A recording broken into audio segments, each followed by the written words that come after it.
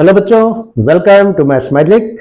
बच्चों, आज की ट्रिक्स क्लास में हम लोग रिलेशंस पर बेस्ड रीजनिंग का एक क्वेश्चन डिस्कस करेंगे जो कि यूपीएससी के एग्जाम्स में बहुत ही ज़्यादा पूछा जाता है।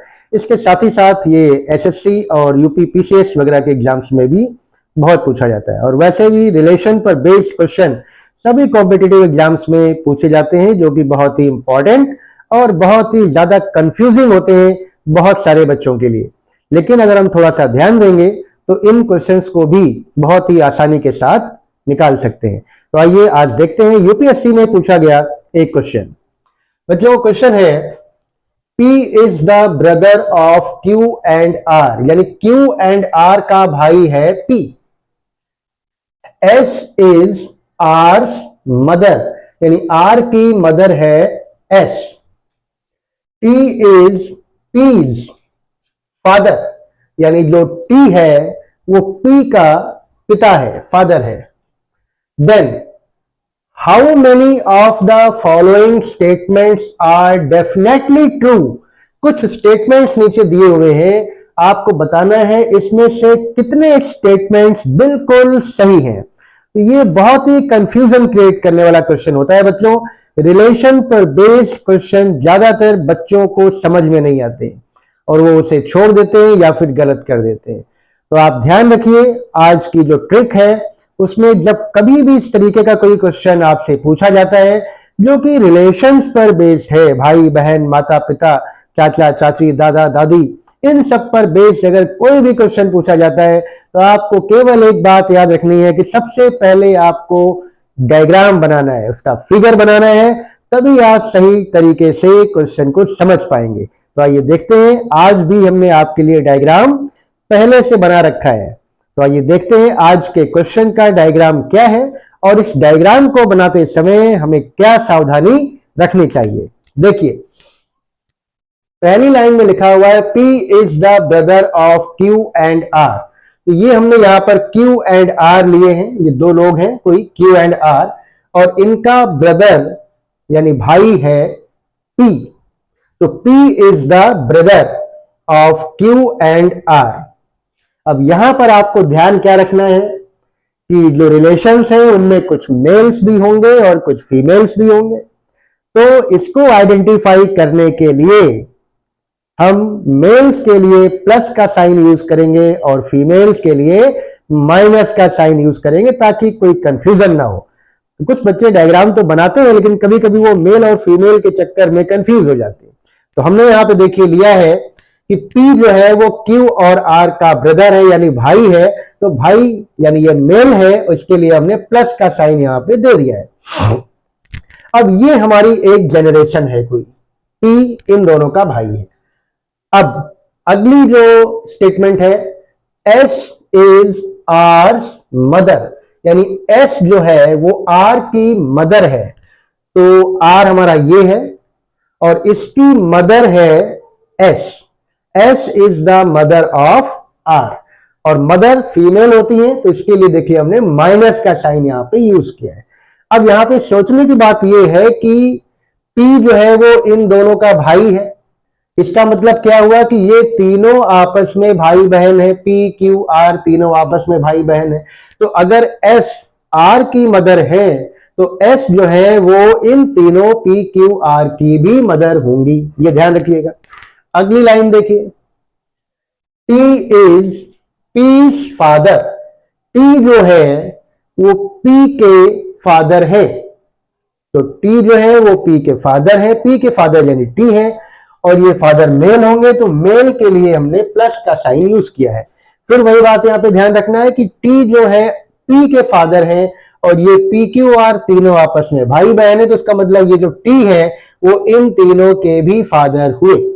ठीक, चलिए अब यहां पर एक और बात आप ध्यान रखिएगा कि हमने अगर करंट जनरेशन को यहां पे शो किया है तो इनके माता पिता को ऊपर शो करेंगे, फिर उनके दादा दादी को और ऊपर शो करेंगे, है ना, चाचा चाची को इसी रो में शो करेंगे, और अगर इनके बच्चे हैं तो उनको नीचे शो करेंगे। तो ये एक पूरा फ्लो चार्ट आपका बन जाएगा। तो ये हमने जो गिवन इंफॉर्मेशन थी उसके अकॉर्डिंग हमने ये अपना एक फ्लो चार्ट बना लिया है। तो अब हम आसानी से डिसाइड कर सकते हैं कि कौन सा हमारा स्टेटमेंट सही है और कौन सा स्टेटमेंट सही नहीं है।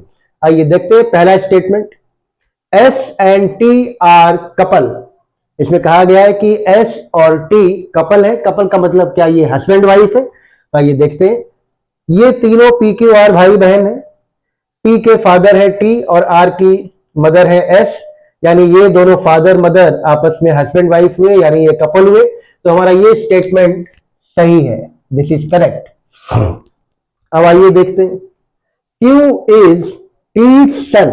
ये कह रहे हैं कि जो क्यू है वो टी का बेटा है। अब यहां पे आपको ध्यान रखना, जल्दबाजी नहीं करनी है। क्यू जो है वो टी का बेटा है, ये सही है या नहीं? आप में से बहुत से लोग सोच रहे होंगे कि हाँ ये तो सही है, लेकिन यहाँ पे ध्यान रखने की बात यह है कि ये तीनों भाई बहन हैं पी क्यू आर, उनमें से केवल हमें पी का पता है कि ये मेल है। क्यू और आर मेल है या फीमेल है ये हमें पता नहीं है, यानी हम ये डिसाइड नहीं कर सकते हैं कि क्यू जो है वो बेटा ही है, हो सकता है ये बेटी हो। तो जो चीज हमें कंफर्म नहीं है उसको हम श्योर नहीं करेंगे, यानी ये स्टेटमेंट हमारा गलत हो गया, क्योंकि क्यू जो है वो मेल है या फीमेल है, बेटा है या बेटी है, पुत्र है या पुत्री है, ये हमें पता नहीं है। आइए आगे बढ़ते हैं, T is Q's father. T जो है वो क्यू के फादर है, ये तो सही है कि ये तीनों भाई बहन है, तो टी इन तीनों के फादर होंगे। तो टी जो है वो पी के भी फादर है, आर के भी फादर है और क्यू के भी फादर है। अब ये चाहे पुत्र हो चाहे पुत्री हो, उससे कोई लेना देना नहीं है हमें। हमें तो ये देखना है कि क्या टी क्यू के फादर है। तो अगर टी पी के फादर है और ये तीनों भाई बहन है, तो टी जो है वो क्यू के भी फादर हुए, यानी ये स्टेटमेंट भी हमारा सही है, करेक्ट। नेक्स्ट देखिए, S is P's mother. S जो है वो पी की मदर है, बिल्कुल सही है, क्योंकि ये तीनों भाई बहन है पी क्यू आर, और एस अगर आर की मदर है तो एस जो है वो पी की मदर भी होंगी, यानी ये भी हमारा स्टेटमेंट सही है। नेक्स्ट देखिए, अगला स्टेटमेंट क्या कह रहा है, आर इज टीज डॉटर, यानी आर जो है वो टी की पुत्री है। तो फिर वही बात, हमें पता ही नहीं है कि आर और क्यू पुत्र है या पुत्री, मेल है या फीमेल। तो जब ये हमें पता नहीं है कि ये पुत्र है या पुत्री है, तो हम किसी एक को कंफर्म नहीं कर सकते, यानी ये स्टेटमेंट भी हमारा कंफर्म नहीं है कि ये पुत्री ही है, क्योंकि हमें मेल या फीमेल के बारे में कोई इंफॉर्मेशन नहीं दी हुई है। नेक्स्ट स्टेटमेंट देखिए, पी इज एस सन, यानी पी जो है वो एस का पुत्र है। तो पी जो है ब्रदर है यानी मेल है, और एस जो है वो मदर है इन तीनों की। तो एस अगर पी क्यू आर तीनों भाई बहन की मदर है, तो जो पी है वो एस का पुत्र हुआ, यानी P is the son of S, यानी ये स्टेटमेंट हमारा सही है, क्योंकि इसमें मेल पता है कि पी जो है वो मेल है, यानी ये पुत्र ही है। तो इसे हम कंफर्म कर सकते हैं कि ये हमारा जो पी है वो एस का पुत्र है, सन है।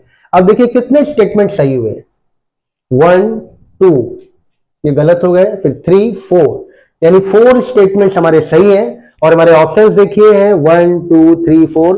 तो कौन सा हमारा आंसर सही हुआ, डी पार्ट हमारा सही हुआ, यानी 4 स्टेटमेंट सही हैं। तो हमारा करेक्ट आंसर होगा डी, यानी 4।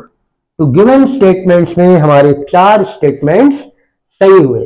तो बच्चों उम्मीद करते हैं कि आज का जो तरीका है रिलेशंस वाले क्वेश्चंस को सॉल्व करने का, आपको समझ में 100% आ गया होगा, कोई कंफ्यूजन नहीं होगा। और अगर कंफ्यूजन है तो इस तरह के और क्वेश्चंस करिए, फ्लो चार्ट बना के करिए। ध्यान रखिए मेल और फीमेल को आइडेंटिफाई रखिए, तभी आप इन क्वेश्चंस को आसानी से कर सकेंगे। तो अगर आपको आज का वीडियो अच्छा लगा हो, आज का क्वेश्चन अच्छा लगा हो, आज की ट्रिक अच्छी लगी हो, तो इसे लाइक करिएगा, और अगर शेयर कर देते हैं तो बहुत अच्छा लगता है। तो अगली क्लास में रीजनिंग के कुछ और क्वेश्चंस लेकर के आएंगे।